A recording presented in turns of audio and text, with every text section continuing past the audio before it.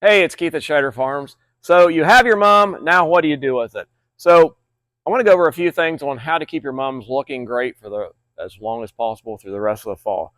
If you get your mum and it doesn't have very many flowers on it, you're going to want to put it in full sun, and that means like 8 hours or more of sun. So mums love full sun. That's where you want to put it. Second, you're going to have to water it pretty frequently. When they're still green, it seems like they use more water.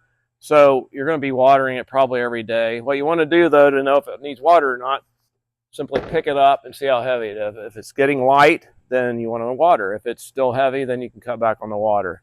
If it's still green, you also need to fertilize it maybe a little bit. So maybe a couple more times, a couple more weeks hitting it once a week with fertilizer if it's still green. Now, once they get to this stage, these are starting to show color. These are going to look real good in the next few weeks, and are going to look good for a long, long time. But once they get to this stage, you don't need to fertilize anymore. And it seems, I found over the years that it seems like when they start flowering, and especially when they're fully flowered, they use less water than they do when they're still green. So keep an eye on it. Pick those pots up. Check to see if they're staying heavier the more they're flowering, and you can cut back on watering.